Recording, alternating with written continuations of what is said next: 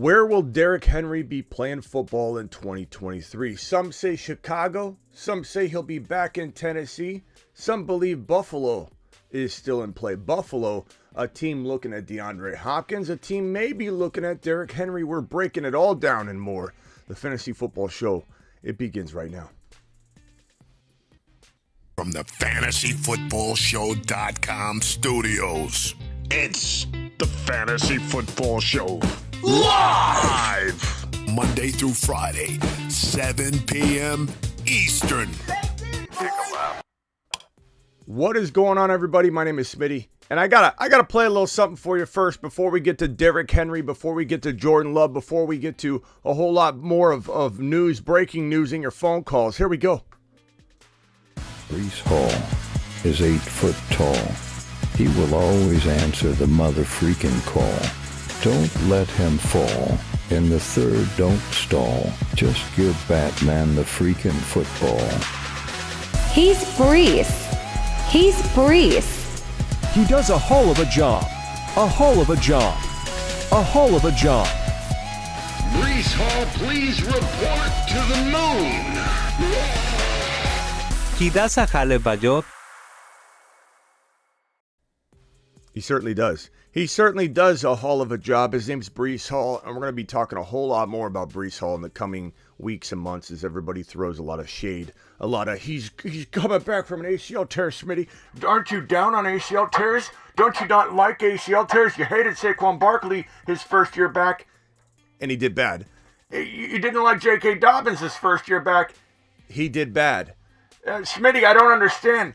Every situation is different. More on Breece Hall. I should have a video on Breece and Kenneth Walker here in the next couple of hours / maybe day. Okay. Now let's get into Derrick Henry. File on in the building. Appreciate every one of you. Michael K. CPA first in the building like a madman. This guy is a marvel right here. This Michael K. CPA. Prime's in the building. Jake, Golf. Appreciate you all being here. Look, guys. We've got a little Derrick Henry news to talk about. Now, this is a lot of speculation, but it's coming from a lot of different directions. This one right here being reported by Adam Rank on something reported on by PFF. So it's like a couple degrees of separation type reporting here that I've got. But because two people are talking about it, I thought I'd bring it up via this tweet here. What do we think, Bears fans, says Adam Rank, regarding the quote that the Bears seen as the best fit to land Derrick Henry per PFF Sam Monson. And PFF's, they've got good content, but, everybody's speculating, okay? We don't truly know what's going on, and we have nobody has really any inside track on what the Chicago Bears are really thinking in regards to Derrick Henry. So what we have here is a lot of people throwing out their best fits, their best projections, what we've been thinking could happen. But keep in mind that even the best of us are going to be wrong in that prediction game. We all thought the Atlanta Falcons would have been interested in Lamar Jackson, and we weren't wrong. That was an amazing fit, but that was what logic told us, that the Atlanta Falcons with Kyle Pitts and Drake London would have been the very best all-in team for Lamar Jackson. They were all in on Deshaun Watson. They wanted Watson more than anything in the entire world. You'd think, oh my God, maybe they want another running quarterback, a really dynamic player that's underrated. Maybe, just maybe, Lamar Jackson's a better fit than Deshaun Watson, right? Because Deshaun Watson's busted, but guess what? Watson could be back. He could bounce back this year. I know a lot of you like him, but he definitely, kind of came back very, very slow. There's a lot of rust. Point is, Lamar Jackson was a perfect fit. Like an almost, I bet my house that this happens because of what we saw happen with Watson and because Lamar's available now for 2 first-round picks instead of potentially 3. If he was slapped with the exclusive franchise tag, he would have probably went for 3 first-round picks. It was a shock to everybody, including me, that Lamar Jackson was slapped with the non-exclusive tag, which is it only requires 2 surrendered first-round picks and, of course, a signed contract that the Ravens would reject because it's too costly. I thought for sure this was in the bag, just absolute easy home run, for sure going to happen type of situation. It didn't happen. So We have to take this with a grain of salt. The Buffalo Bills were once thought to be the best landing spot for Derrick Henry. Now we hear the Bears are maybe the best fit for Derrick Henry. We don't really know. We do feel like Derrick Henry's potentially on the move, and that is a real thing. There's real momentum behind his moving out of Tennessee, and the Titans potentially going into full hibernation rebuild mode. And as they should, because the Tennessee Titans aren't winning anything this year.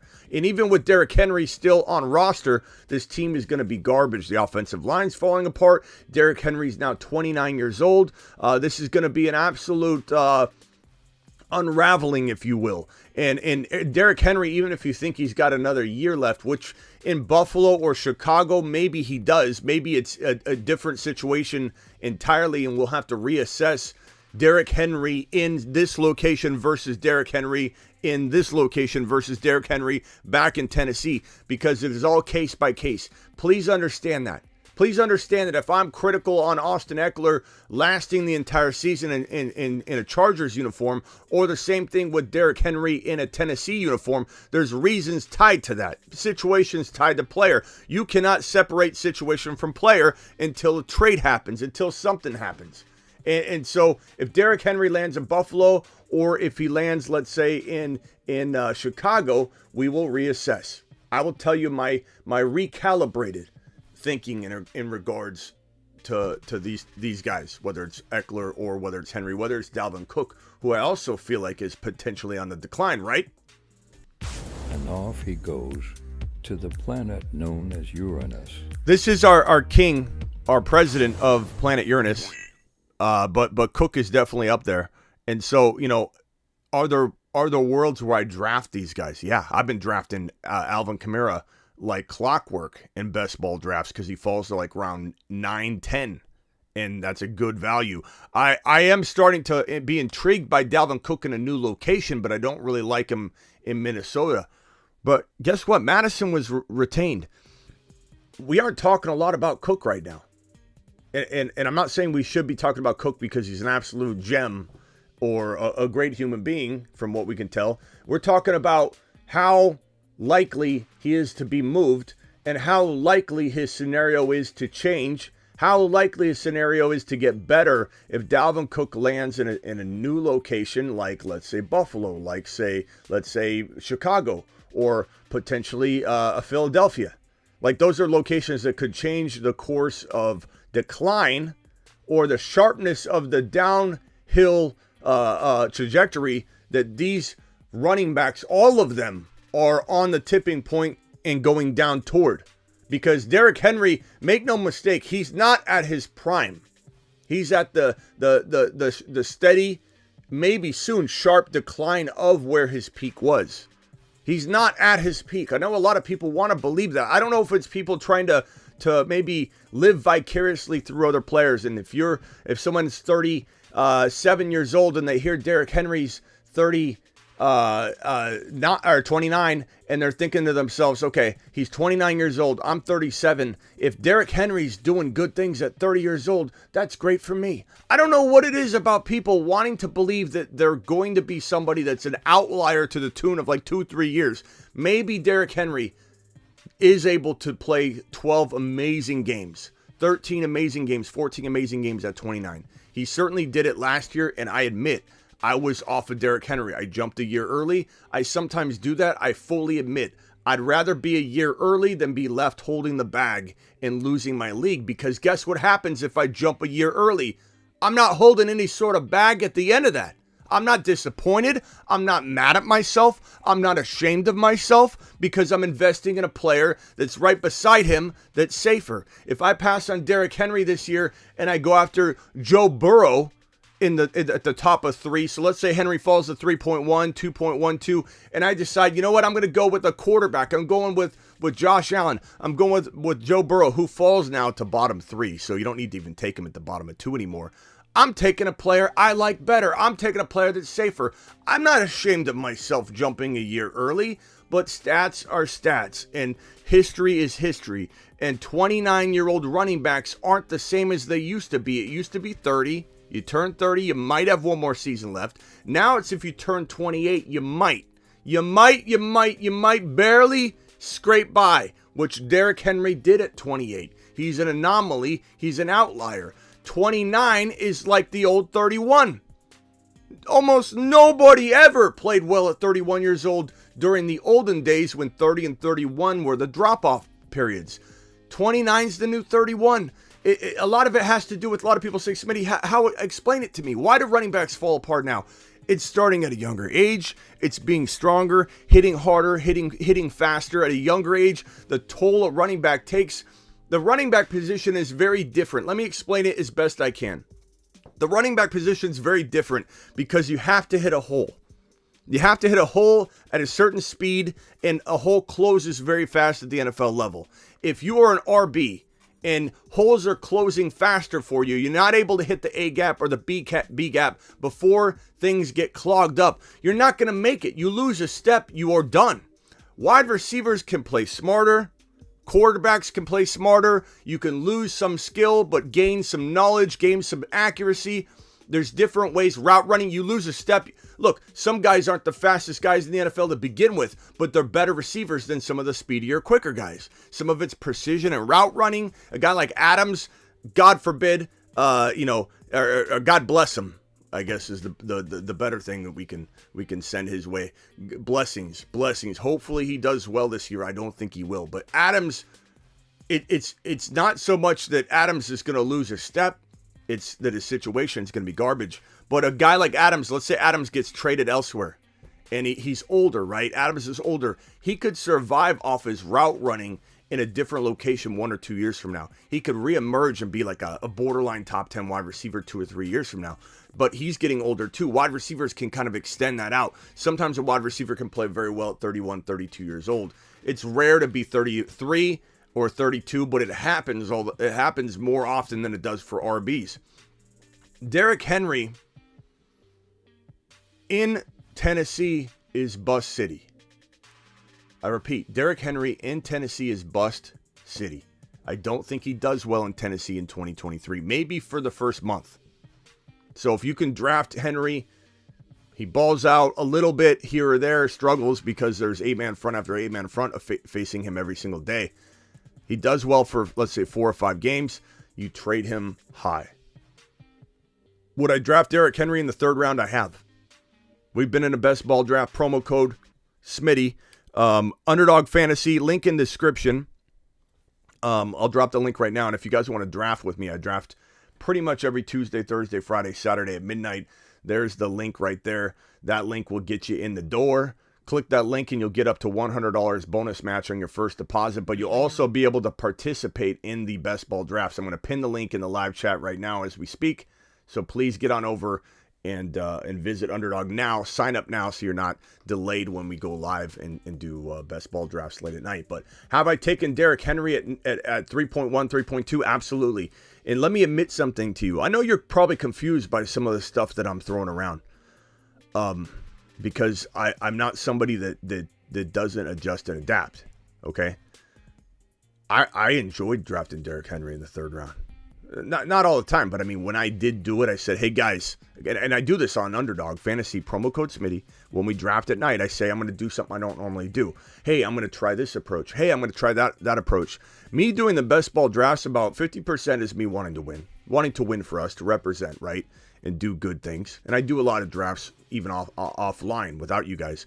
But when I'm drafting with you, my main objective is to take care of you. My main objective is to maybe try out a strategy that I've been kind of itching to try to see if it works so I can relay it to you or show you guys. And so sometimes I walk away from a draft going, I don't like this draft because I tried out a new approach that I don't normally do. Derrick Henry, that's a new approach for me in the 3rd round because I'm don't draft Derrick Henry if you don't have the ability to trade him in best ball. You're stuck with him. But what I kind of came to learn about myself and my Derrick Henry drafting for 2023 or potential ability or capability of drafting him is that in the 3rd round, I don't mind it. Not in a lot of leagues, but in 1 or 2 leagues, One league, if we're talking redraft and best ball, a handful of, let's say you do 20 best ball drafts, maybe 2 or 3 of them. Drafting Derrick Henry in round 3 isn't bad, because if he plays 10 elite games, 7 elite games, and you have other players that get inserted for you in best ball because you don't need to set a lineup, the lineups are set for you based on optimization of your highest scorers each week, then Derrick Henry has a place. Best ball, Derrick Henry's more attractive in best ball than he is during a redraft situation, because you don't have to determine when to take him in or when to put him in or take him out. He could have a really bad game. Guess what? Your bench player steps up and starts for you in best ball.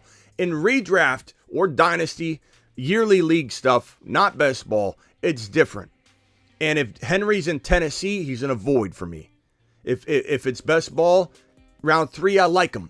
If it's redraft round 3, maybe I try it one league, but I'm probably trying to trade him after 4 or 5 weeks, and he could do well for 1 month.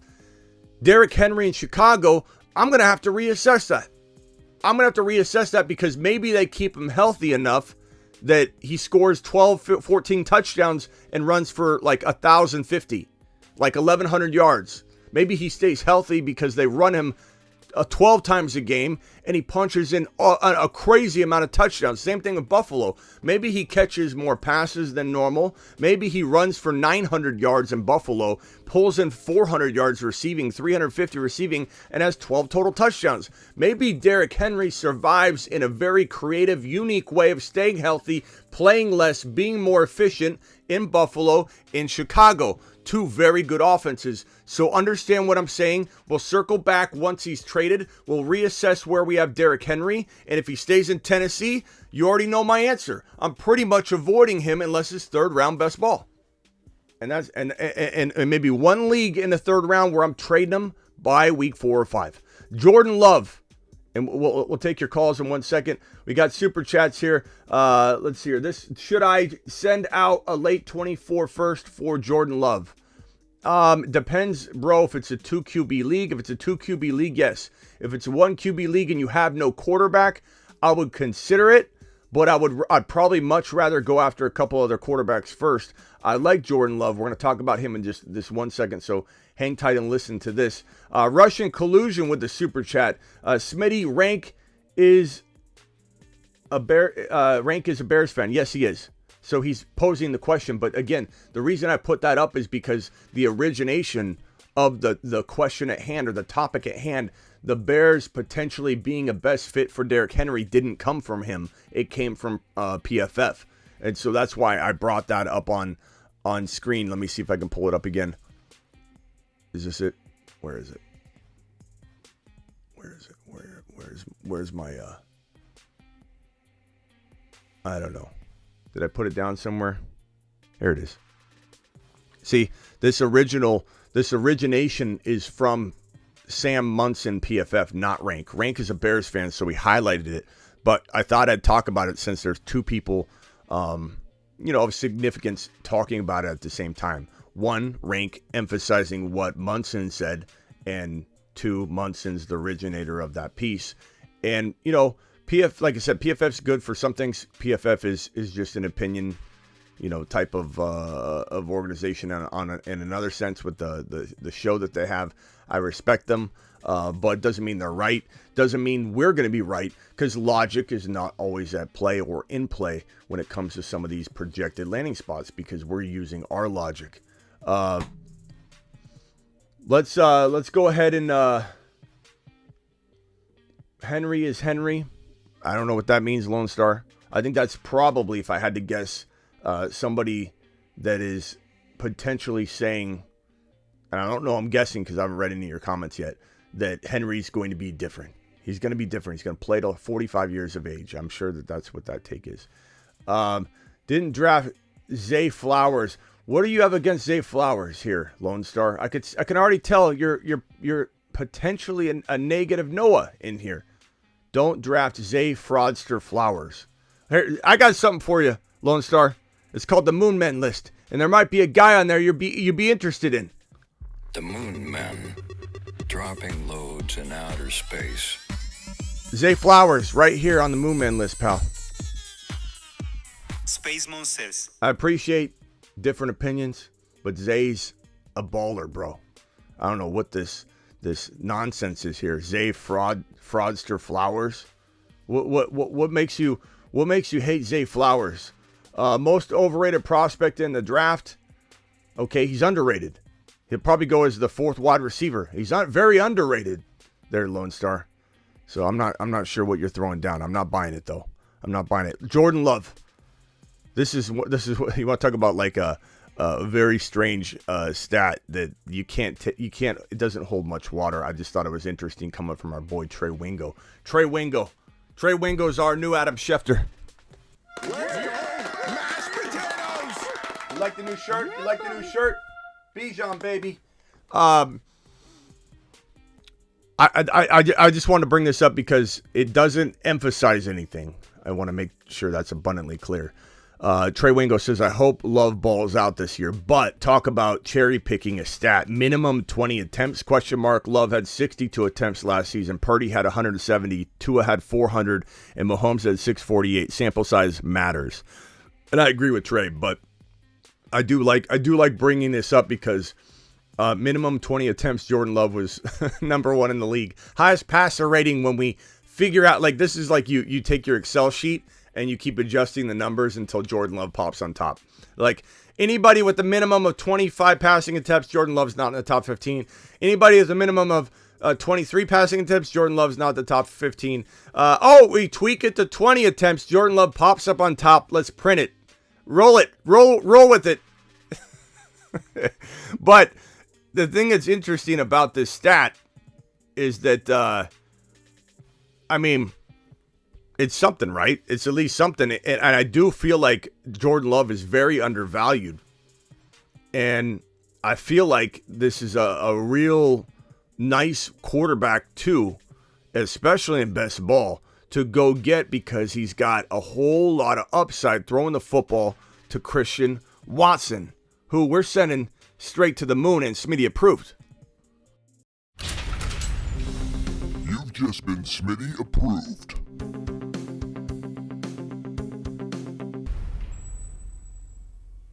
Not only is Jordan Love kind of becoming Smitty approved himself, but Watson is a moon man extraordinaire. The moon men dropping loads in outer space. So, it's just an interesting stat. Again, I like Trey Wingo points out, it's a weird way to limit your sample size to try and elevate a guy's name. But I do like Jordan Love a lot. And I think that he's a fantastic best ball QB2. He's a very intriguing QB1 if you miss the boat and crap the bed at quarterback and you don't go after the big boys. You don't go, you miss on Fields, you missed on Joe Burrow, you miss on the top 3 quarterbacks above, and you miss out on Trevor Lawrence, and you just get sniped like crazy. Maybe you go for an Aaron Rodgers Love combo and they won't be on the same team. I like Love in that context. I think he could be pretty decent. I think Christian Watson's going to have a big season. Cheryl with the super chat, appreciate you. Hey, Smitty, if not too controversial, lots of Rodgers haters, and I hear different stories on vaccine situation. What actually happened with that? He basically, there's a lot of people, thank you for the super chat, a lot of people were upset because he wasn't completely honest and forthcoming with whether he said he was, what was the word? I've been inoculated or whatever he said, and everyone goes, oh. You know, when they asked, have you been vaccinated? He goes, I've been immunized. He says, I've been immunized. And everyone just said, like, oh, he's just playing on words. Okay, he did get it. Because he was asked directly, have you gotten it? And he's like, I've been immunized. It was just a sidestep. But he didn't technically lie because in his world, and his very strange, he's a rare bird, he was immunized to his standard. And that was his way of saying none of your business. I've been immunized. Leave me alone. And then when people dug into it and they found out he wasn't, and they're like, what's immunized mean? Did he lie to us? It became this whole big controversial thing. And Aaron Rodgers is on everybody's hate list because they think he's a drama queen. What has he done? Decided that he wants to play football again and did it on his own time and told everybody he was going to do it before the new league year. And he did it. And everybody else clamoring for when, creating this picture about Aaron Rodgers complaining.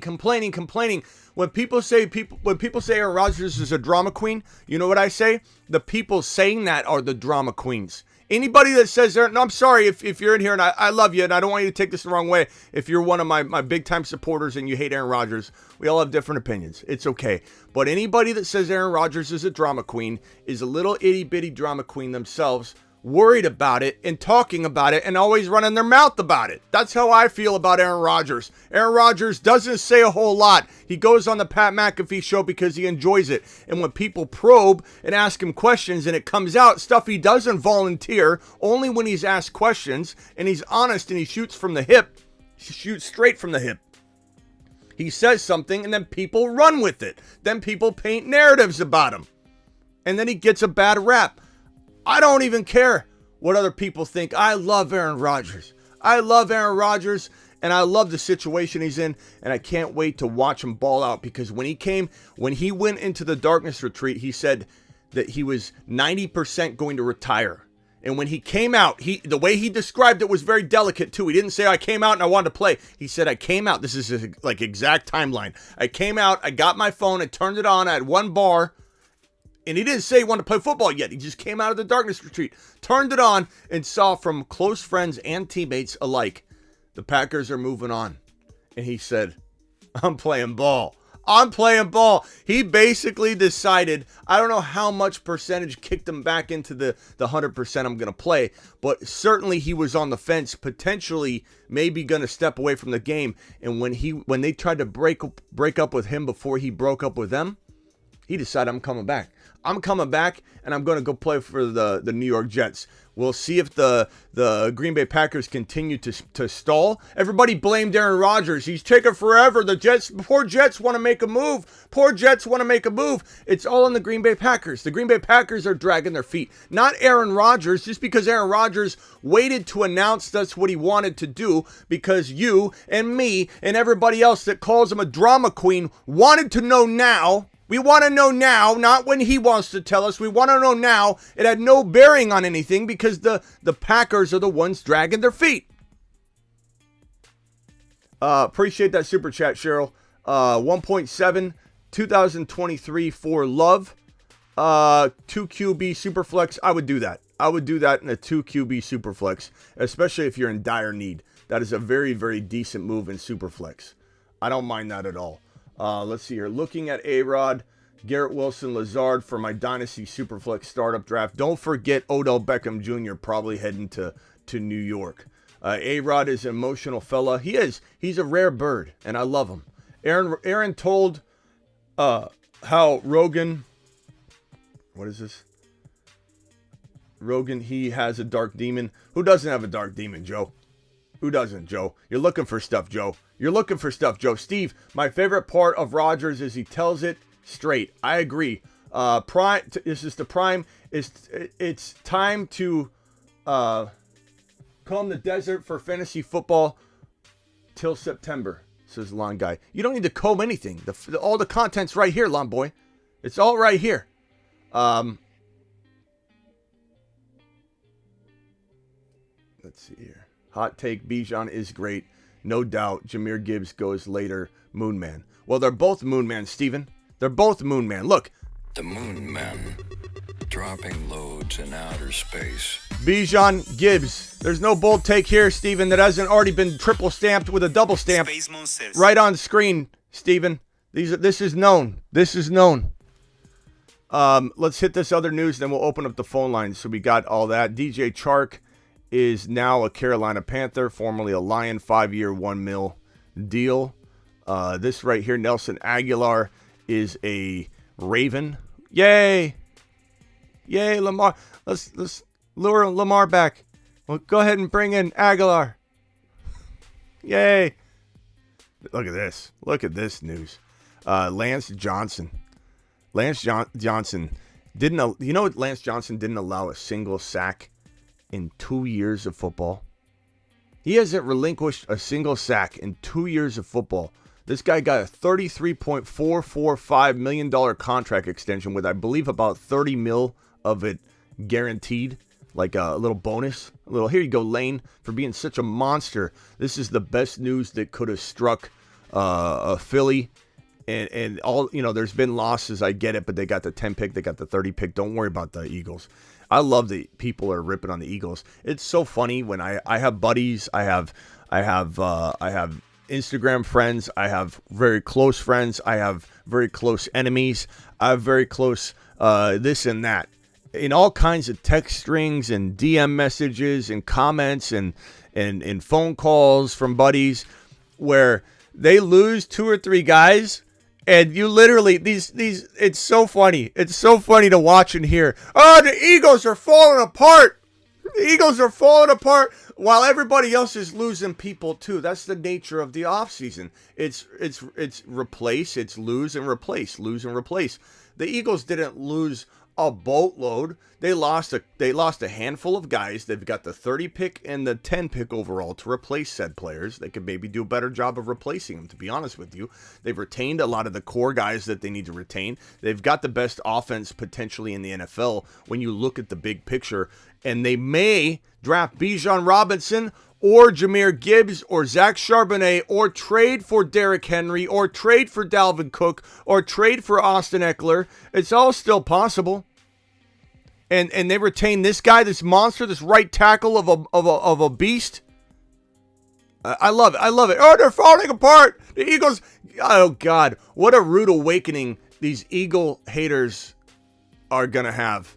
Especially the ones that say, cry, Eagles, cry. Like, they're the ones crying. They're the ones, they didn't even get to partake. People that say, cry, Eagles, cry, their team, whatever fan they are, their team wasn't even in the Super Bowl. They're the ones crying as loud as they can. Marquez Callaway, he's only one call away. Callaway. Broncos sign Callaway, formerly of the Saints, to a 1-year deal. This will get interesting if they trade away Sutton or Judy. Until then, he's a depth piece. He's a wide receiver 3-4 on the roster. But if they trade away, what if they trade Sutton and Judy away? I know that we kind of missed on him. He was kind of a show favorite, and then he didn't really live up to the hype. But I don't care. I like him a lot. He's a very talented wide receiver. And if anybody can get the most out of him, it's Sean Payton. And he's coming over from the Saints, ironically. So there's a lot of intrigue here with one call away Callaway. We'll see what happens. So he definitely needs to have some opportunity open up. We talked about this already, but I want to bring it up again. The Jets very interested in Odell Beckham Jr. The interest is very real. Odell wants to be a Jet to play with Aaron Rodgers. It's going to come down to money, and Corey Davis will probably get cut from what I'm hearing. So there's actually an opening. It's not like they're overly crowded like everyone describes. It's Mecole Hardman's injured. He might not even be ready for camp, and he might not even be the wide receiver 3. He might be more of a special teams guy. We don't even know what their intention is with Mecole Hardman. But he's a quick, nice addition for special teams, for some spot wide receiver work, but I don't know that he's like a guaranteed like third wide receiver. Odell Beckham Jr., Lazard, and Garrett Wilson, it's not too crowded for that. You could bring in Odell, it would work great. Browns signed Marquise Goodwin, formerly of the Seahawks, to a 1-year contract. Meh is all I've got to say on that one. I could care less. DeAndre Hopkins, this is probably some of the biggest news recently, is rumored to be a front runner landing spot wise, or the Bills are a front runner landing spot wise for DeAndre Hopkins. We don't know how much of this is in motion. We don't know how accurate this is. There's a lot of smoke going around, but from what I gather, this is very real. It's similar to the Odell Beckham Jr. to the Jets being very real. I would call these both about 60 to 70% likely to happen out of all the other spots that we have to look at. Hopkins may not get traded. His dead cap hit is pretty big, so it'd have to be some pretty decent compensation for the Cardinals to say, we'll pay the piper to get the draft pick. We'll basically buy a draft pick and we'll eat that dead cap for 2023 because we're not going anywhere in 2023 anyway. We're all about 2024, building for 2024. Look what Ryan Poles did in Chicago, was patient. Bear fans almost didn't make it. They're like, what are we doing? We're getting rid of this defensive guy. We're getting rid of this defensive guy. We're freeing up money. We're going to have a horrible season. We're going to injure and hurt Fields. Now look at Ryan Poles. Look what patience can accomplish. And if Gannon and the Cardinals end up doing something similar, and maybe the Cardinals are amazing 2 years from now. Maybe it does take 2 painful years, half a year with Kyler, and he comes back. Maybe he misses even more than half a year just to make sure he's right. Who knows? But it's very possible we're looking at a good Cardinals team if this is done right 2 years from now, but 2 very painful years ahead potentially for the Cardinals. Now we're going to the phone lines. Dial in. Call into the show. Call into the show.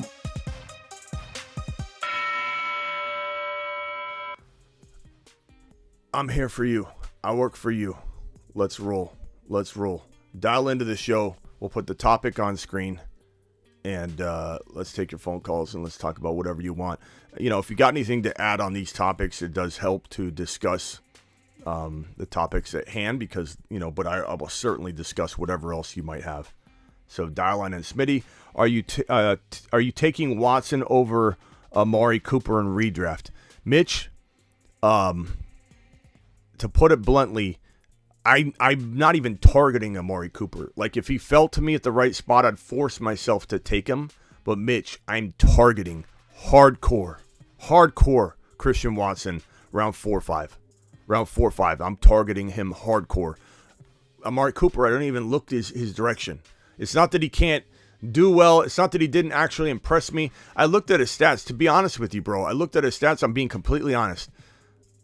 I looked at his stats, and I was shocked at how well he did last year. I think I was biasly against him. But I just don't trust. I don't trust the Cleveland Browns. I don't trust Deshaun Watson to a certain degree. I feel like this situation is just messy. And I don't know that I trust Cooper anywhere near his ADP. That's why I'm not going near him. It's not that I wouldn't draft him at a certain point. Like I said, I'd force myself to draft him. If his ADP fell past that line in the sand territory where it's an avoid, line in the sand, he flips into a good value. Every player has a line in the sand. Watson's line in the sand is like ultra high, way above where he's going, so he's a steal. Whenever a player is going well below their line in the sand, then there's value.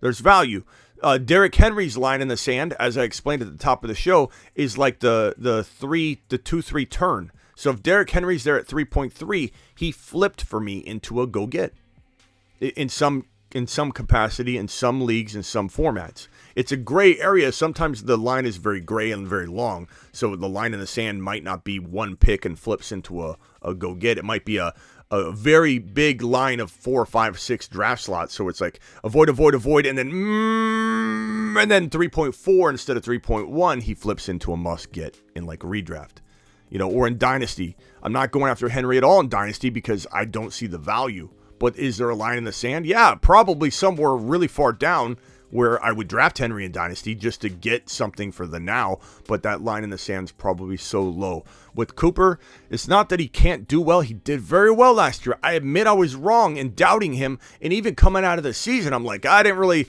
like Cooper that much. He did a lot better than I thought. Holy crap, I looked at his numbers. Holy crap, he did very well. But I still just don't buy into the situation. I'm not super high, and I'm not at his ADP. Mitch says, I was surprised by his Amari stats last year. That's why you asked. It's a great question, though, because when someone asked that a couple months ago, I was like, I wasn't a big fan. And they're like, did you see his stats? And it was like one of those players. There's like 2 or 3 players where I was shocked at the numbers. Aaron Jones was another one. When I looked back at Aaron Jones, and I know everything like that off the top of my head because I'm looking at numbers so much. It's surprising 1 or 2 or 3 players every year slip past my brain because I'm focused on this, or maybe an injury hit me a different way and I just kind of like wrote the player off, and when they came back and rebounded, it was already too late. Like, there's a lot of reasons for that. Aaron Jones and Cooper probably are the 2 players that played the best last year that I just didn't really notice how good they played. Aaron Jones had a really good year, and it didn't seem like it. It didn't seem like it because there was so much inconsistency for a big part of the season for him. And then there was like, is Dylan going to take over? Is Aaron Jones going to stay healthy? What's going to happen next year? There's a lot of drama behind that. And then before you know it, the season's over. You're like, I kind of lost if I owned Aaron Jones, right? But when you look at his stats, how did he do so good if he was so disappointing? It's some players are inconsistent in that way. So, is what it is. But yeah, a good question. Donovan Peoples-Jones is better, says Thomas. I think a lot of people will consider that bold, but I don't think that's take a lap material. I think it's potentially possible. Trey Lance season, Smitty. I would like to believe so, Sacktown, but I trust Shanahan 0% with Trey, so I'm out. As much as I'll root for him, as much as I hope he gets a full shot, I think Shanahan's going to sabotage him. I think he's going to sabotage him. He already calls him a dual threat instead of calling him a quarterback. He calls him a dual threat quarterback. We got Brock Purdy, who's a quarterback. We got a dual threat, hybrid over here, this running back quarterback. Lance and Purdy both are mobile. Like, maybe Lance is a little bit better runner, potentially innately. But, like, Purdy was such a mobile, good running quarterback. Why on earth would you pigeonhole Trey Lance as a dual threat and not Purdy? So the fact that he's talking about them differently tells me he's going to play them differently. He's going to design the offense differently. Maybe he doesn't even, maybe he keeps the offense designed for Purdy and makes Trey Lance fit into it until he fails, and then he puts Purdy back in. I don't trust Trey Lance because of Shanahan, not because of Trey. So I think Shanahan would have been on the hot seat to get fired if the Niners didn't acquire Christian McCaffrey. And I know that sounds like a hot take to people, but you're misremembering if you think Shanahan was just balling out all year long as the head coach of the Niners. It was a really rocky road until John Lynch, from everything that I've gathered, forced a Christian McCaffrey trade to happen, and Christian McCaffrey saved the entire team. He saved everybody. It was all Christian McCaffrey. The Niners weren't going to make the playoffs if Christian McCaffrey was not acquired. I'll stick to that, and that's how I feel. I understand that everybody wants to talk about how good Shanny was. Such a good coach. How can you say that? People are talking about him for coach of the year. Of course they are, because his team started winning. Why did his team start winning? I'm not saying part of it wasn't Shanahan's scheme. He's an amazing scheme guy. He's an amazing offensive mind. He's an amazing a lot of things, but he's not. One thing he's not is an amazing head coach. And I think that, you just look at the Niner fan base and it's divided on that topic. Even after last year, it's divided. Shanahan always takes his foot off the gas. He always chokes in the playoffs. He doesn't understand when to put a quarterback in, when to not put a quarterback in. He doesn't understand a lot of personnel things. He makes a lot of personnel mistakes. I think John Lynch probably forced that Christian McCaffrey trade, and that's just how I feel about it. Jimmy nearly got Shanahan fired. No. That was Shanahan almost got himself fired because he's the one that kept making the Jimmy decisions, Sacktown. Let's be very clear about who decided to keep Jimmy G, who decided to not cut him and try and trade him when nobody wanted him. I think that Trey Lance was forced on Shanahan. Potentially, it could have definitely been the case because he seems like he doesn't care about him at all. Purdy won't even be able to throw until the season starts. Trey Lance gets a huge head start. Agreed, but doesn't mean that Shanahan's not going to sabotage him. Lynch saved that team, says Mike. I agree. I think John Lynch is a guy I didn't love until this year, and now I'm seeing him come into his own as a GM. I really like him. Please, no one bring up Jimmy G. Is it going to hurt your feelings, Dave? I'll do my best, but if it gets brought up, it gets brought up. Dial into the show. Call into the show. Call into the show.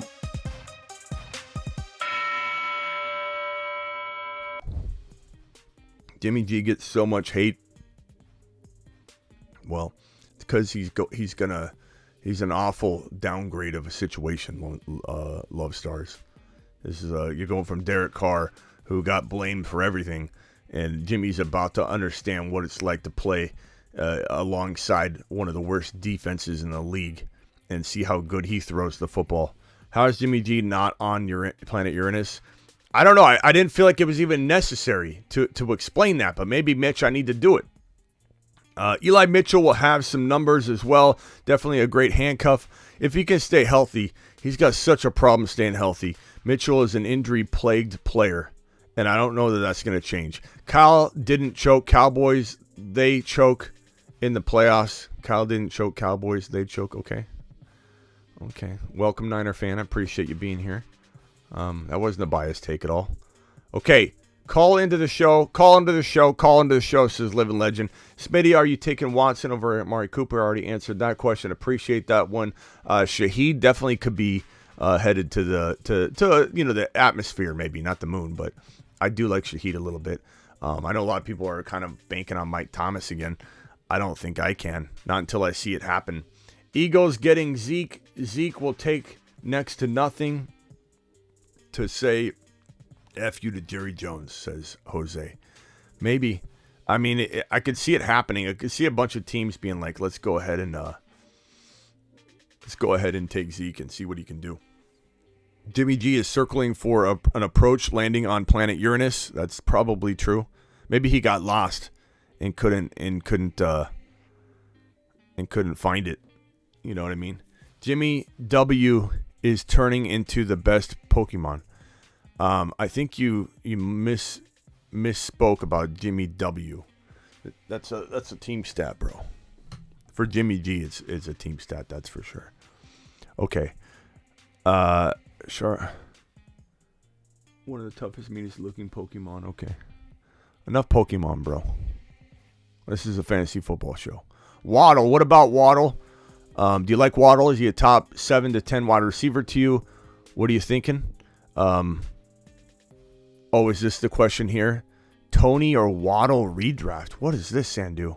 What are you talking about? How are you putting Waddle and Kadarius Toney in the same question? And I love how, Sandu, I love you, pal, so don't take this the wrong way, but I love how you clarify like it's gonna matter. I'm talking redraft. Tony or Waddle? We're talking redraft. Keep in mind, we're talking redraft. Come on, bro. What are we doing? What are we doing here? Olave is a monster. What question? What does somebody have about Olave? Let's find this question. Here we go. Christian Silva. Who do you like more, Etienne or Olave? Probably Olave. If it's PPR or even half PPR, we're liking Olave. Olave to the moon. I love Etienne. Etienne's an amazing third-round player. Go watch my ADP show where I talk about that. But absolutely love me some Olave in half or even point PPR. Justin Fields or Trevor Lawrence. Fields by quite a bit. I like T-Law. But that's probably not close. Fields is taking over QB3 in most people's rankings and on ADP. So that means Joe Burrow's dropping, which is absolute fantastic day. To the moon. Got him.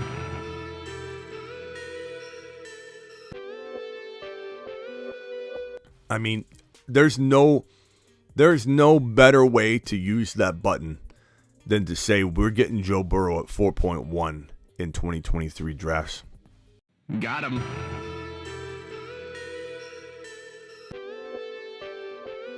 People are getting burrowed left and right, and people are going to remember it. Get burrowed. And that's not a knock on Fields. We love Fields, too. Fields to the moon. He's going to have an amazing year. But Fields' rise is going to push Burrow down, and it's fantastic. I love every bit about it. This right here from Dave.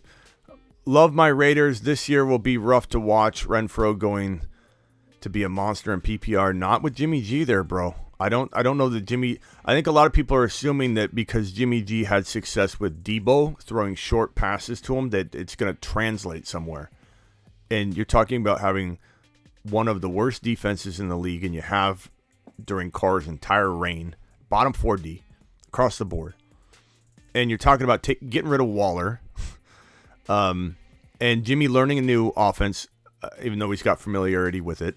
Learning a new offense. Learning and building rapport with new wide receivers, it's going to be a disaster, bro.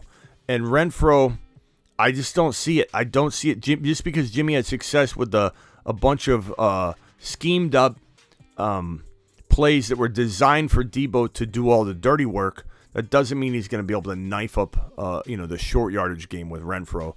I'm sorry to say, bro. The Raiders could get there at some point. Look, my Cardinals are down and out too, so don't think you're alone. But no way I'm banking on any Raider in 2023 at all. Even Adams, I'm out. Smitty to the moon with informative content. Thank you, Rise Above. Appreciate you. Carr or Danny Dimes? Pretty even. I think you could argue either one. I'd probably roll with Carr, but it's close. ADP video was excellent. It's why I subscribed. Thank you, Mike. I appreciate you. Best round to draft Burrow as a value 4.1. Go watch my ADP video, Lawn Guy. You said you're scouring the desert and internet for content when I'm creating content every day. Go check out my ADP videos. 35 minutes of pure glory on average draft position through the top 30. And I tell you exactly what's going on with Burrow. No monsters in Vegas this year. No monsters and no motivation. The hospital balls that Jimmy G is going to be tossing up for the taking to Adams, to Renfro, to that entire unit, that wide receiver room and the tight end room, they're going to be trying to grab hospital balls from Jimmy G. And I wouldn't be shocked. Mark my words. Adams is probably looking at one of those injured years, and maybe he doesn't even come back, kind of like Cooper Kupp didn't come back when there was nothing to play for. I think Adams is going to have a really bad year. And it's going to be part injury, part just complete disappointment leading up to the injury. Mark my words. 50 minutes into this video here on March 24. Christian Silva, I traded Travis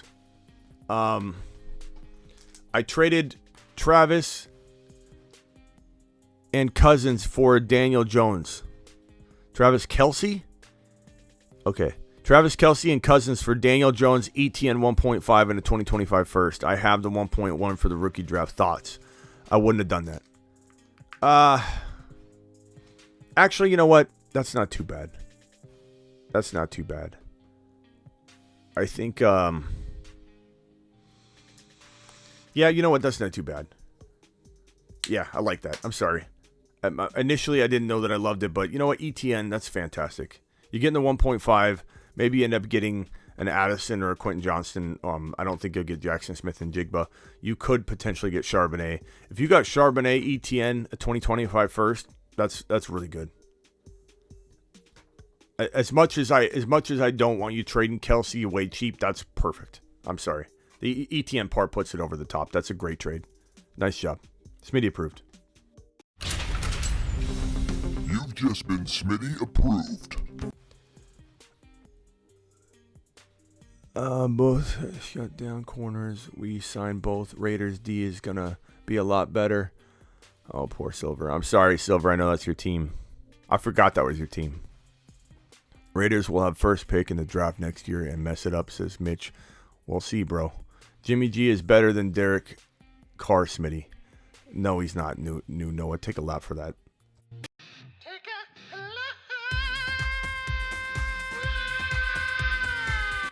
Jimmy G better than Derek Carr, Smitty. Noah's trying to tell me. Noah's trying to inform me.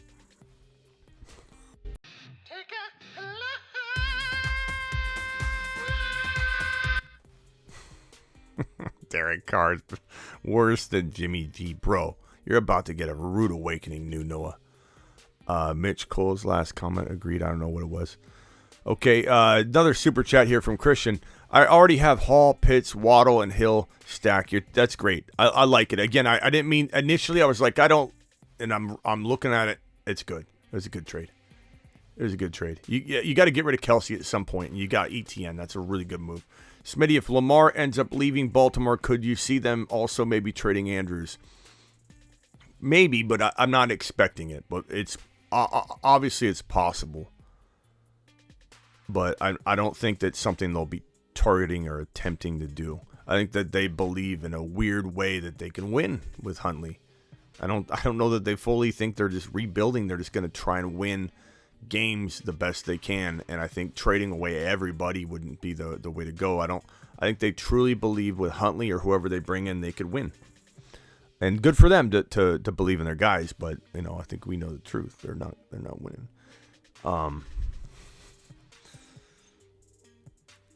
Jimmy, one of the most carried QBs of all time, says Peanut Butter. All right, I know we're going to make some people mad, so we'll stop talking about Jimmy G. Hospital balls. Yeah, we'll stop talking about those two. All right. Phone lines are open. Dial into the show. Let's get after it. Let's see. What's this? Derek Carr has been how many Super Bowls or even playoffs? Doesn't mean that doesn't, in my opinion, collusion. I don't. That doesn't mean anything to me. You know, Derek Carr not going to playoff games has no bearing on how good Jimmy G is, because Jimmy G went to playoff games. Jimmy G was carried. We know that. Whether you think he was more responsible, collusion, you know you're my guy. I don't want to go at you on this one, but my eyeballs tell me Jimmy G is not a top 30, probably top 20, 28 quarterback in the NFL. If he's in the bottom 4, just like the Raider defense, so be it. But I think I could find 32 quarterbacks I would rather start over Jimmy G, and Cam Newton would be one of them. Yes. I didn't trip and fall on my own words. That actually came out of my mouth. I'd rather start Cam Newton than Jimmy G. We'll win at least 8 games. I think the Raiders will be lucky to win 6 games personally, but you never know. Jimmy G went to a Super Bowl. He did? AC, he did? Oh my God, he's amazing then. He went, so did a lot of people went to a Super Bowl, AC. A lot of people bought tickets. Jimmy G just watched from a different vantage point. He had the best seat in the house and got paid to be there. That's the only difference between a fan watching the Super Bowl and Jimmy G watching it. Will Levis and AR-15 have more fantasy upside than Stroud or Young? This is a great question. And let's get off the Jimmy G topic, because it's nonsense. It's waste of time. It's a waste of my breath, to be honest. Will Levis and AR-15 more fantasy upside than Stroud and Young? I don't think Levis. I think Levis is going to be a little bit of... I like him, but I don't know that I like him as much as any of the other 3 quarterbacks. I think he's got upside and potential in the right hands. But AR-15's got the most fantasy appeal because he's a running quarterback. I think Bryce Young's going to impress a lot of people. He looked very, very good at his pro day performance. So did Stroud. Young is just magical on the field, and he makes things happen. And his ability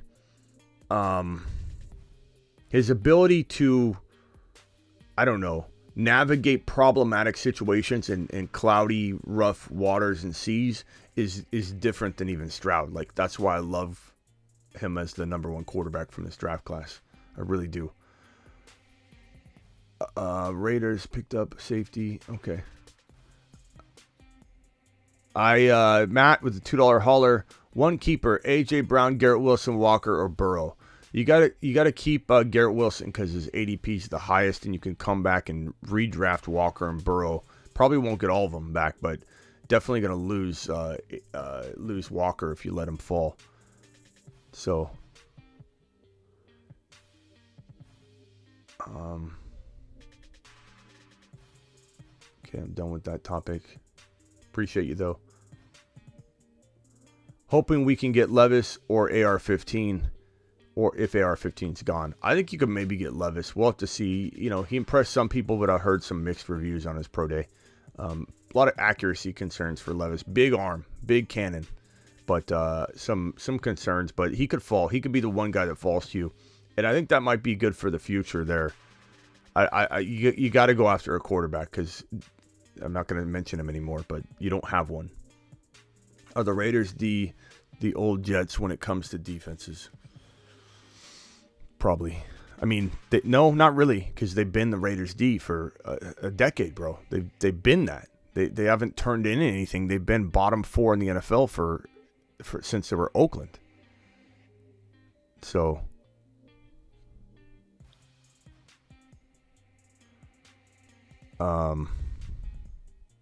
Levis Cannon, good wheels, says Prime. He's got some upside, some intrigue.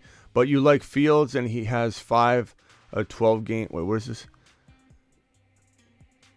But you like Fields, and he has won 5 of 20 games, and you're high on him. Come on, collusion. Really? This is the argument against Jimmy G.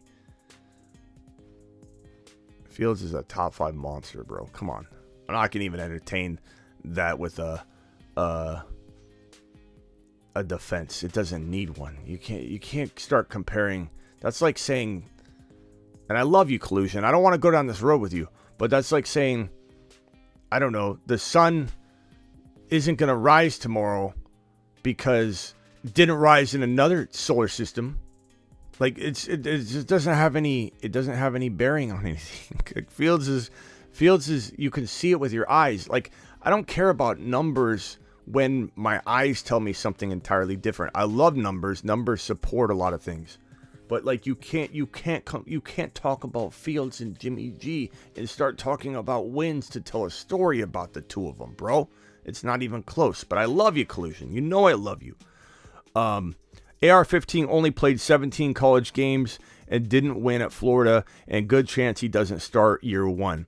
I don't agree with that at all. I think I'm not saying that he had a lot of experience coming in, but the team that drafts him, that's going to determine whether he starts. You have no idea unless you know where he's going to go. But rookie quarterbacks start year one now. That's just the trend. If he goes to, let's say, the Colts, he's starting. He's starting year one. He goes to the Raiders, he won't, because he'll be behind Jimmy G, because they'll want to play the guy they just paid. He won't fall to 7, so the Raiders would have to trade up to that 3 pick. I believe whoever trades up to number 3 will have the best shot at getting him. Right now, Stroud to Carolina feels likely. I think the Texans go Bryce Young. And then so whoever gets him at 3, whichever team it is, will decide whether he starts. That's the only way you can make that decision or that assumption. But if there's a quarterback in front, like let's say he goes to Seattle, then he's sitting. If he goes to Indianapolis, he's starting. It just depends where he goes. Bears might win the division, making great moves. Not only will it's not might, it's a matter of they will, Dave. Bears are winning the division. Bears are doing things. To the moon. Seattle drafting AR-15. If he's sitting there, he won't be there. You never know. But I highly doubt AR-15 is sitting there past number 4. Bryce Young, Stroud, and AR-15 are locks to go. Let's say the Cardinals didn't trade this pick, then it would be 1, 2, 3 quarterbacks. And Levis, maybe a team out there thinks Levis is the best quarterback. There's some analysts that have him number 3 or 2 on their board. But AR-15 falling here, possible. Not likely, but just all it takes is the Cardinals not to trade out and something unravels, but very likely he could be number 1. Stroud's the most likely to go 1. He's also the most likely to not drop out of the top 2, period. Whereas AR-15 could go number 1 or he could go 3. He could go as the 3rd quarterback. Tough to say. Atlanta, AR-15 to Atlanta, I would love that. And we're quietly hoping this happens. But the Falcons aren't getting him at number 8. The Falcons have to trade with the Cardinals at 3. And I've talked about this over and over on my show. Certainly they're not going to give up Kyle Pitts, but if I was the Cardinals, I would pick up the phone. Whether you think it's possible or not, I would play hardball. I would pick up the phone. I'd say, Falcons, give us Kyle Pitts. We'll give you somebody back. We could even give you Hopkins if you want. We'll give you Hopkins if you want. You want Hopkins? We'll give you Hopkins. We want Kyle Pitts, and we'll trade you the 8 and the 3 pick overall. And then the Cardinals could draft Jackson Smith and Jigba. I would turn the Cardinals around within 1.5 years. If you gave me the keys, I could turn this team around in 1.5 years. I'd trade Hopkins in the 3 pick to the Raiders for Kyle Pitts in the 7. I would draft Jackson Smith and Jigba to pair with Kyler. If let's say you made me roll with Kyler, I'd probably replace Kyler in the draft too. I'd trade Kyler for whatever I could. I would draft Bryce Young if he fell, or AR-15. Any one of those avenues would be great. Let's say I took over the job and I couldn't. You told me I had to start Kyler. The GM said we're using Kyler. That's the only restriction. You got the job. You can do whatever you want, but you have to roll with Kyler. That's the job requirement. Okay, I shake his hand. I become the GM or the coach or whatever, and I say trade the 3 to the Raiders. I'm sorry, to the Falcons.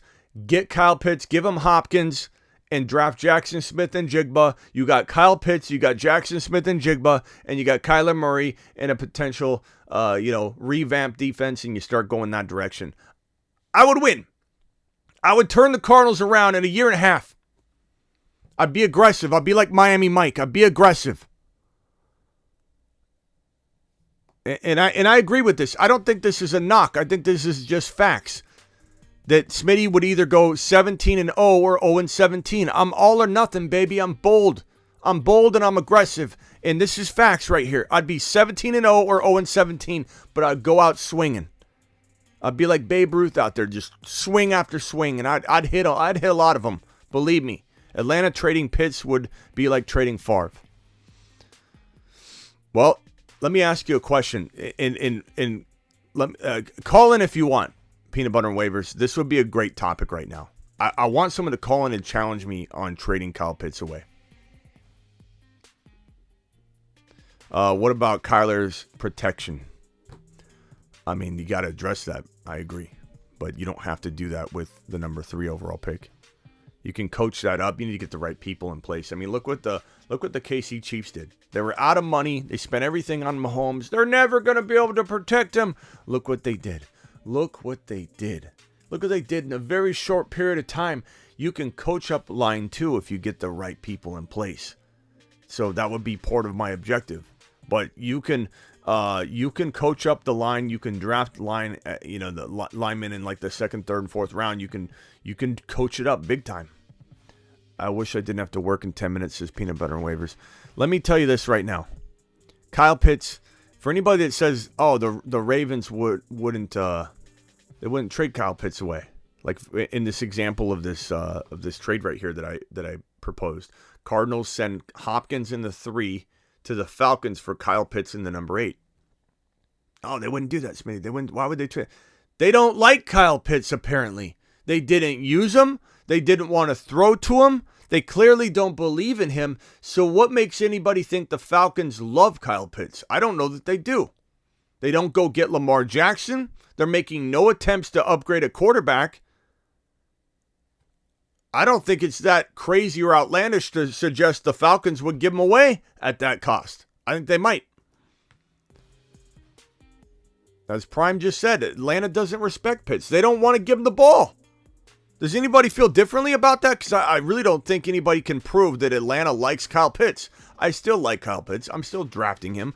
We still get to see Ritter and him together. But I'm just saying, in general, generally speaking, I think Kyle Pitts might be more available than people think. If you're saying, hey, you want the number 3 pick to get your quarterback, we'll give it to you. Hey, Cardinals here, we'll give you the number 3 pick, but we need your number 8 and Kyle Pitts, and we'll give you our 3. We'll throw in Hopkins.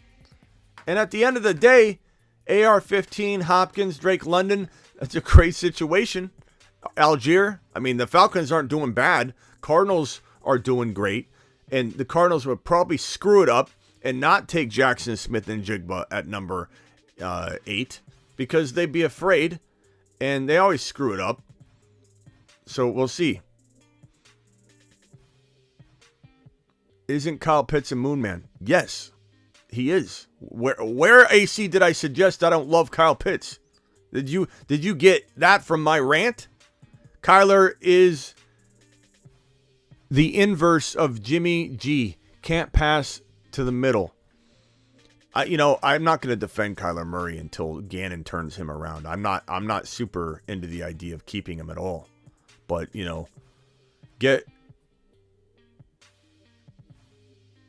get a rich unfeatured Pitts. Pitts had many uncatchable targets in 2022. He's going to have a phenomenal year, I think.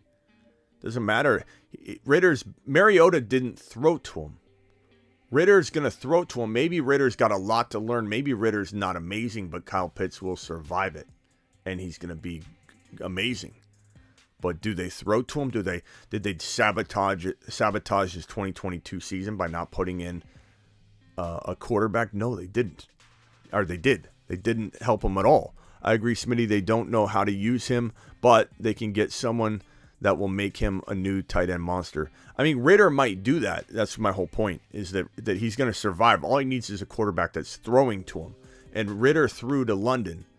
It was Mariota that was the disaster. And Pitts was kind of out of the equation, injured by the time it was really time to test out the Ritter-Kyle Pitts connection. So I don't even think it has to be. Yes, Smitty, didn't you say Atlanta doesn't like him, or did I miss here? You did miss here. Atlanta, you heard correctly. Atlanta doesn't like him, but at what point did I say he won't succeed in Atlanta? I just said they sabotaged him last year. So do you think that they're that in love with Kyle Pitts? No. Will Kyle Pitts survive anyway? Absolutely. He just needed the quarterback. Are they going to throw to him enough? I don't know, but he'll still do very, very well. Could he be a top 1 to 2 tight end in a different situation like Cincinnati or Buffalo? Absolutely. Will he still be a top 5 monster no matter what? Absolutely. Mariota didn't throw to him, bro. He was absolutely non-existent, which was Atlanta's fault. Atlanta doesn't like Kyle Pitts enough to put a quarterback in there. Does that mean he'll fail? No. It just means it's been a long road for him. And when Ritter finally got in there, Kyle Pitts was injured. Atlanta, you need a blue chip QB to win. Make the trade, says Jack. I agree. I proposed it. I set it all up. I did all the dirty work. Make it happen.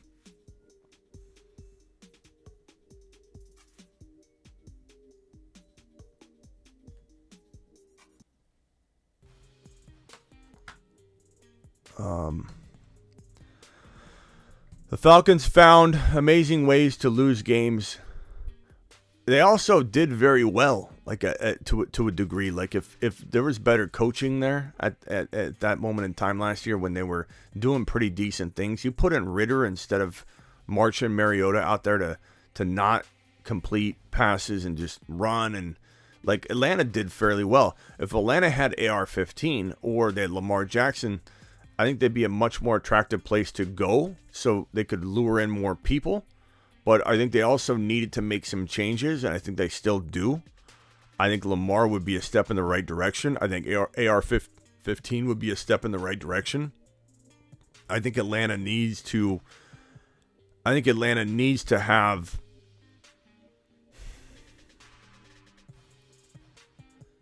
I don't know. They need to have a big name quarterback, one that runs the ball probably.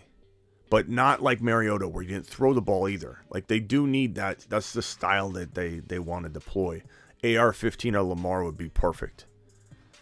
All I do is trust my eye value Kyle Pitts highly. Yeah, Kyle Pitts is a monster, bro.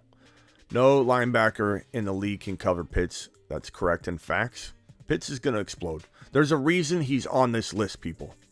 The moon men dropping loads in outer space. I don't put people on this list for fun. Space Monsters. I don't put people on this list because it's fun.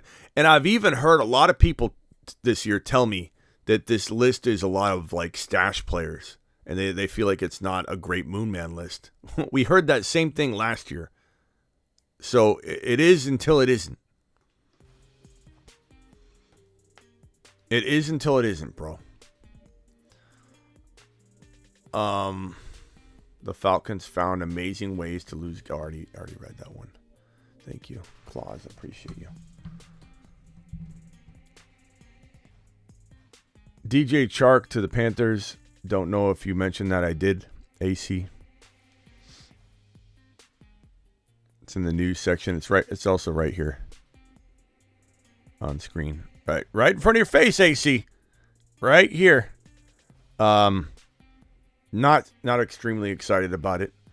Conquo going to the moon. He certainly is a good sleeper tight end, but I am not intrigued by the quarterback play in Tennessee and the ability to move the football down the field. Pitts is highly overrated. I mean, I get it, maybe underused, but hasn't shown flashes in my opinion. New Noah, it's so funny. How does new Noah? This has to be the old Noah. Like, number one, New Noah is always negative. He just sits there and waits. And then once he disagrees with something, like, he's the same Noah. It's the same Noah. But this is a Noah comment, too. This is the old Noah comment. He's overrated. He hasn't shown flashes. What are you talking about, New Noah? He had the best tight end season in the history of the NFL as a rookie. The best rookie tight end season in the history of the NFL and in fantasy football. So is that thrown out the window?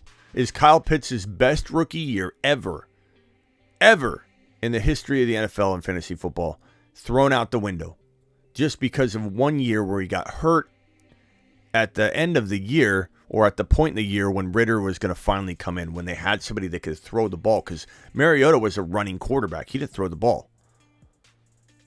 So I don't understand how he hasn't shown flashes when he's had one of the most electric rookies, the most electric rookie tight end season we've ever seen in our lives. And then the one bust year, which you could tie specifically to his situation.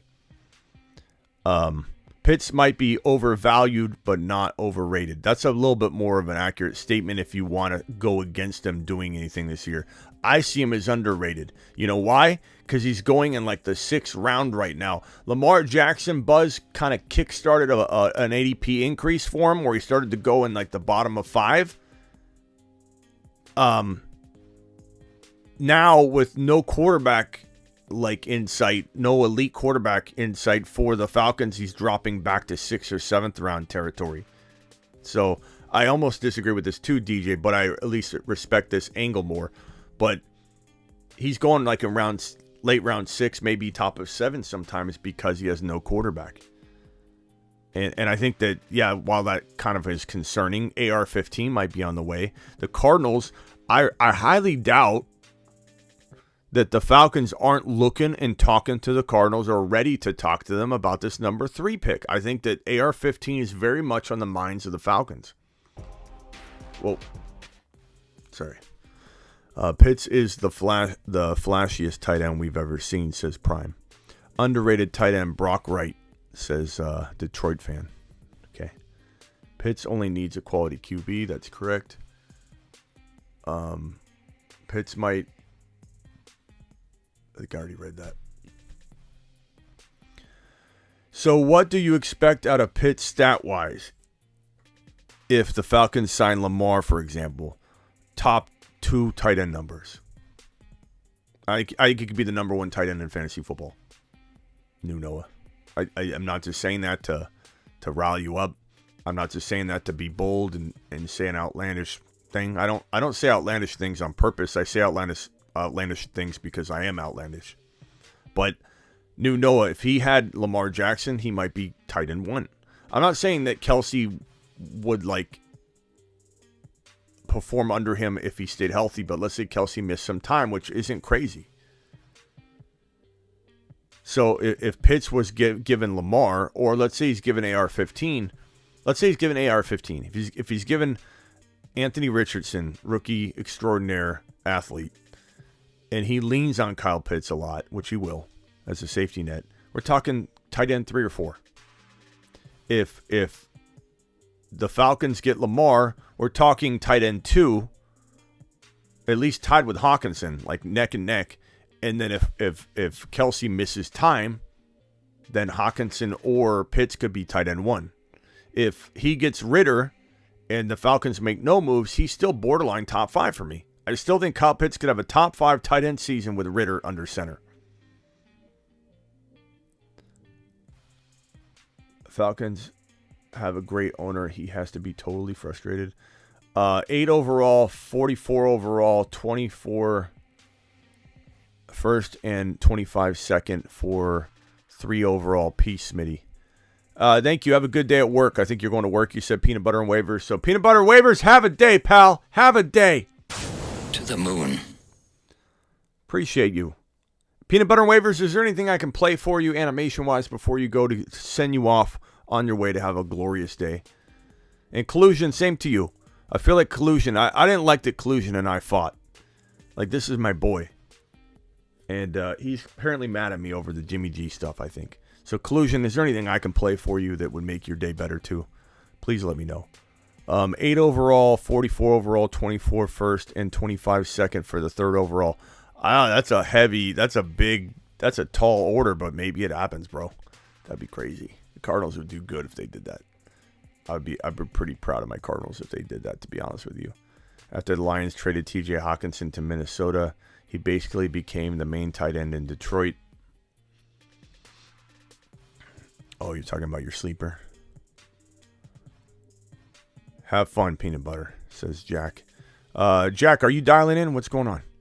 Skywalker. Love Skywalker. There we go. You want a Skywalker? Here you go. Peanut butter waivers. Have a day. Kenneth Skywalker.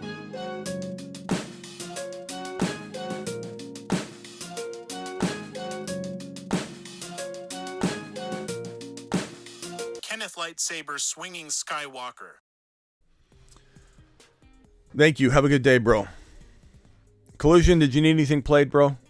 I want to make your day better. I think Jack Okonkwo in Tennessee is being slept on. They love him.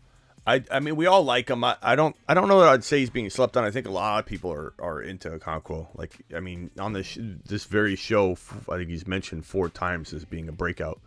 So I don't know that you'll find on draft day he's being slept on as much as you would like. You want him to be slept on, AC. If you love him, you want him to be more slept on. But I don't know that he's going to be slept on. Can't wait for the 2023 season, bro. Going to be a great time. I appreciate you, New Noah. I appreciate your thick skin as well. Guy's got thicker skin than, I don't know, a tree. Smitty, what's worse case landing spot for Bijan, and where does that leave you taking him in redraft? Let's go ahead and look at the draft board and see. I mean, worst case scenario to me is more about a crowded backfield and ruining another running back. Wherever he goes, he's going to be the guy. Even if he goes to, let's say, Atlanta, that's bad for Algier, but Algier's out. If he goes to Detroit, let's say, that would be a tough spot at this point because there's Monty and Swift. I think if it was just Swift, we'd be a little hesitant about it, but we'd see the value because of the league-leading touchdowns that Jamal ran for, and we just know that it would be him, not Swift. It would benefit. But with Monty there now, and that, let's say they just love running the ball and they draft him, that would be kind of weird. That'd be a weird situation. Raiders would have been horrible. Thank God they franchise tagged Josh Jacobs. So Raiders are out now. Now with Carr, they ran the ball well, and Jacobs had a great year. But getting rid of Waller, going to Jimmy G, defense not, maybe they improved like Silver said, but that would have been a bad spot for me. Bears would be great. Eagles would be, I think, great. But there's, concerns about how they potentially lean on one guy. But I think you draft Bijan, you're probably not going to have those concerns, right? You're going to use him a ton. I think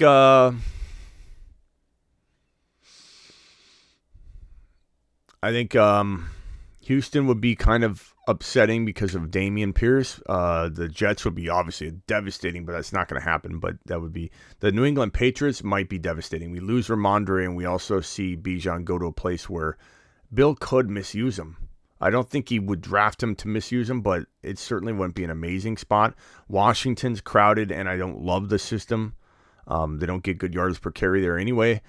Detroit at 18, if he fell there, I think that's when they would probably end up considering it, not at 6. Seattle would be devastating, but that won't happen. Chargers would be pretty good if Eckler's gone. If Eckler's not gone, it's still pretty good. Maybe he doesn't have as big a rookie year, but he's got a bright future, and Eckler won't be there long at that point. Baltimore, I don't want that. That would be probably the one where I say, they run the ball decently, but that's with Lamar there. How's it going to look now? New offense, Munkin's in there, new coordinator. I don't know how it's all going to work.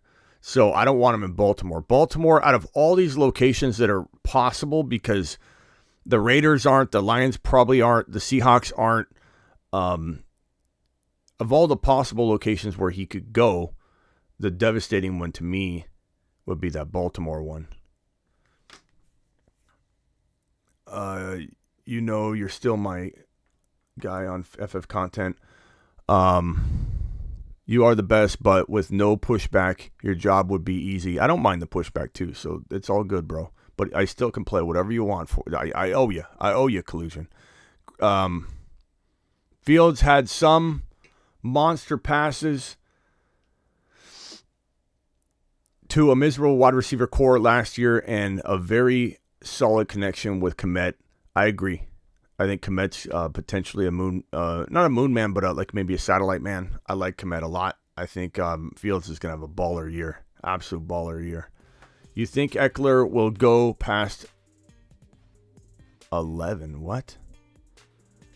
You think Eckler will go past 11? I don't know what that means, bro. I don't know what that means. Eckler's not in the draft. Did you mean Bijan? Smitty, I'm taking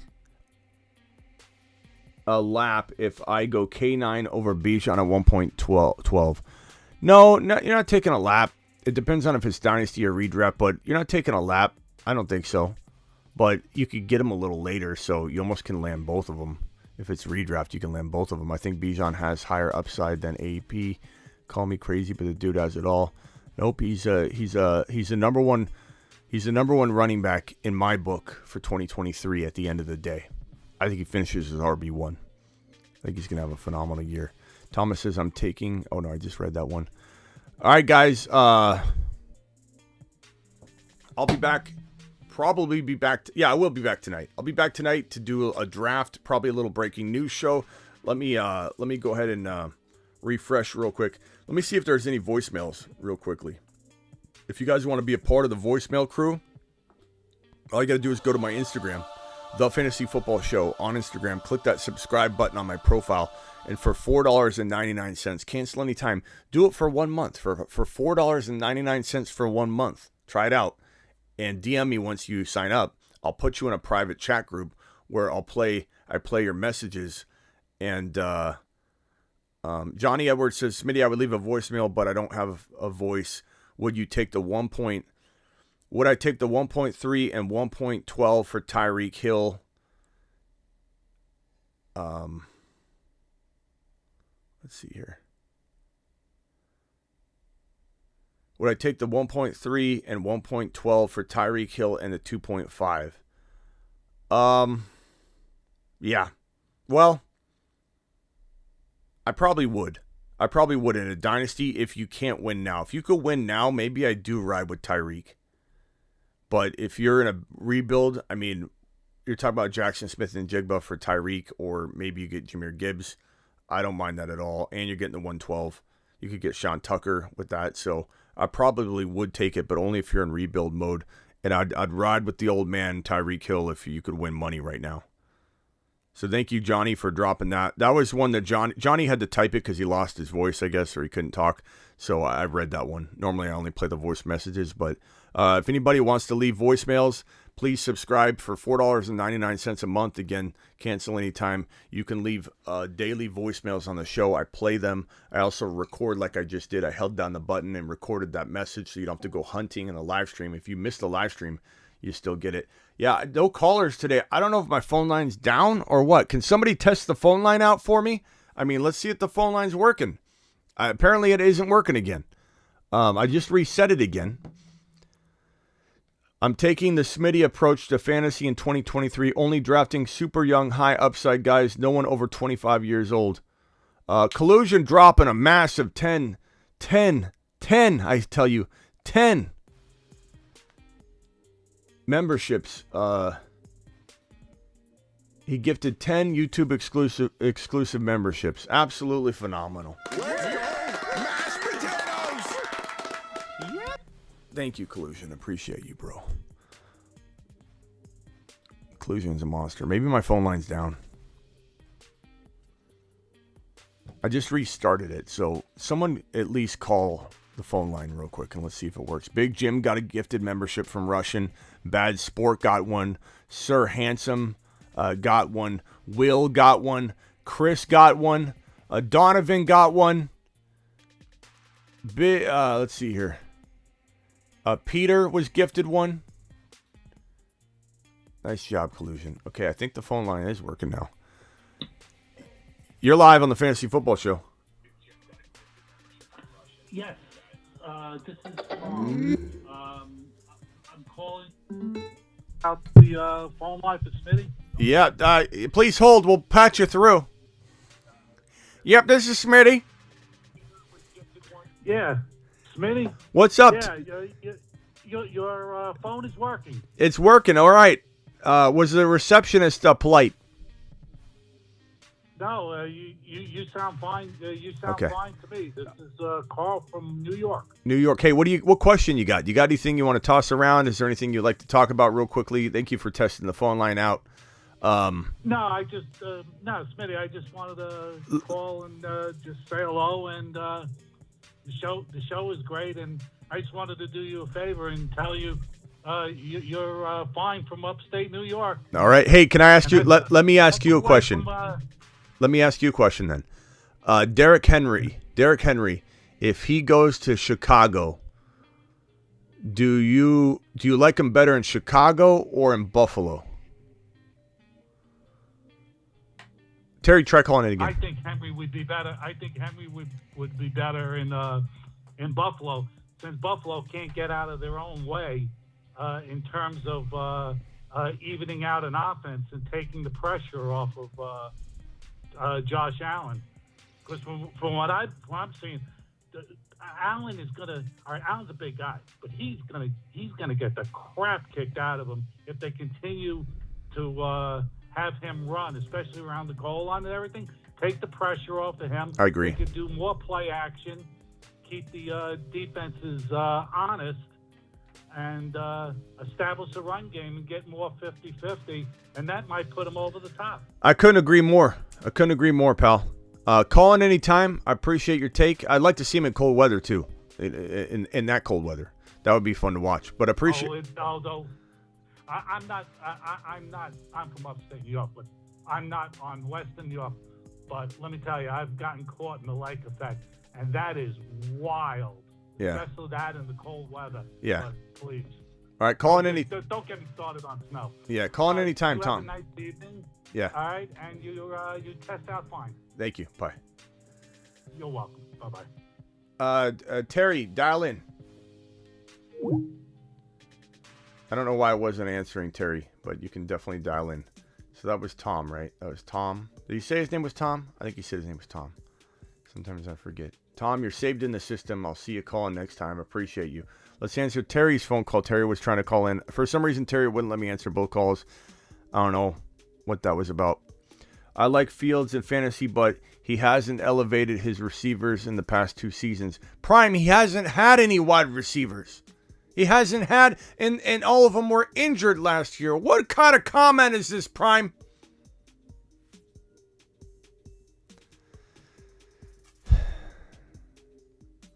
Fields hasn't elevated his wide receivers.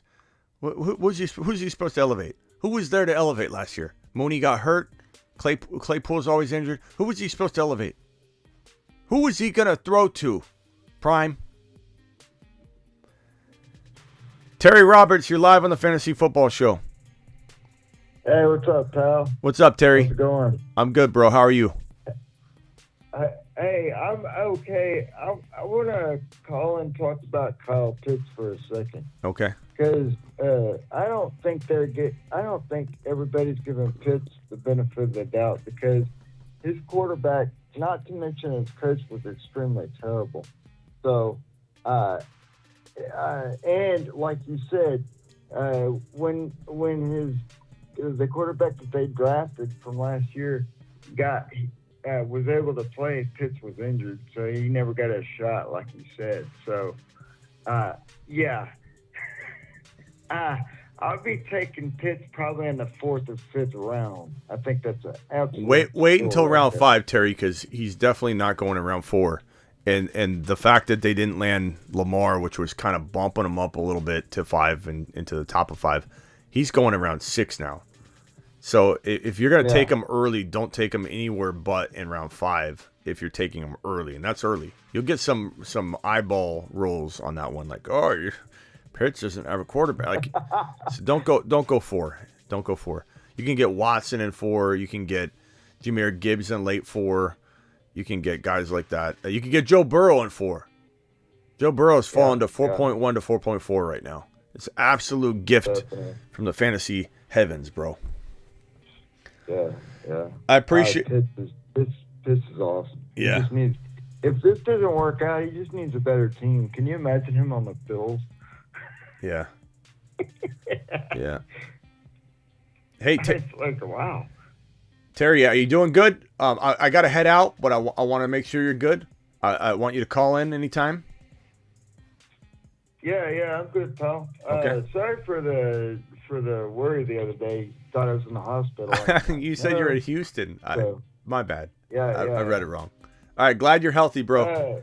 Take it easy. Also, while I'm on the phone, I wanted to point out Smitty's merch page is up and running. So it is. Go get yourself some merch. Get some merch. And I think Terry might be in charge of.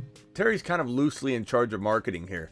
Like he was never interviewed, he was never hired for it, but he just kind of just started doing it. But I appreciate it. You're kind of like the guy Milton from Office Space.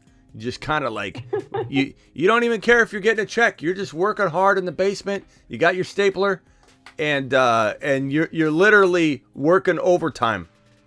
I appreciate you. That's it. We're here to watch it all grow, man. We're gonna be here together. Yep. Appreciate you, pal. Terry Roberts on patrol. Hardest working moderator I have in the YouTube chat. No, I can't say that. I'm gonna make people upset. You're all my children. You're all equal. Terry works hard. Terry, appreciate you. All right. I appreciate you, Smitty. Later. All right, later. Smitty has control of AZ. I wish I had control of AZ. Appreciate you all. I'll see you all later tonight. And we'll do a Dynasty show tonight. We're doing a Dynasty show tonight. Get ready for it.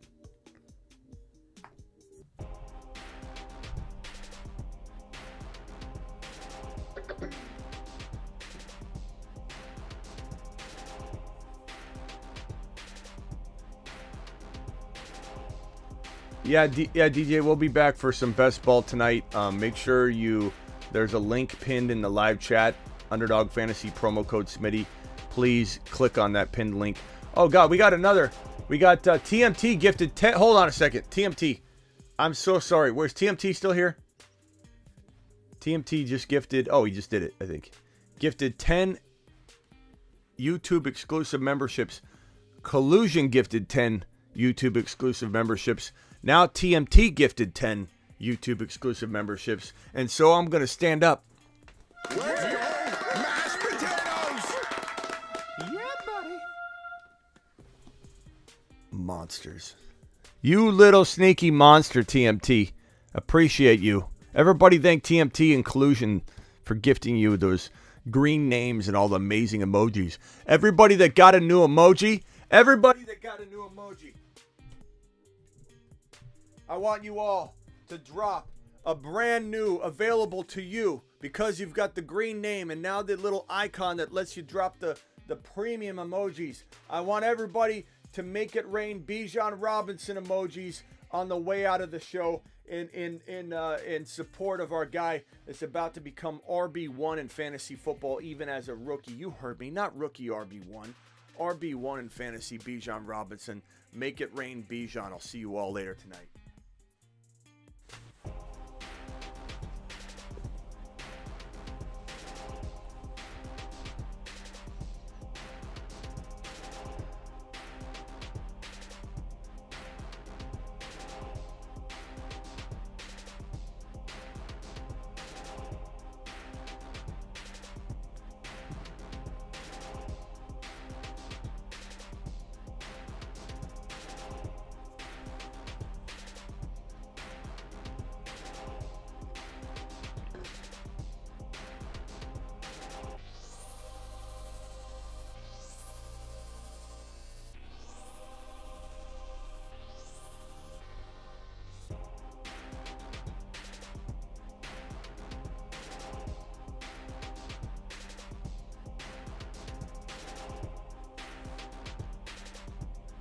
Take a 2-mile lap, Smitty disapproves of that.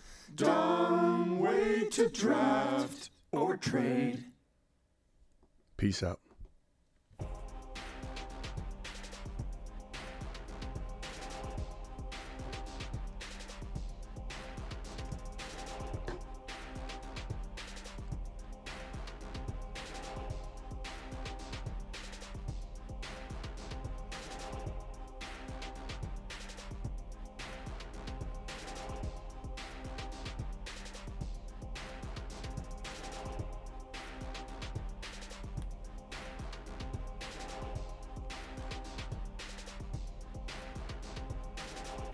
People are getting burrowed left and right, and people are going to remember it. Get burrowed.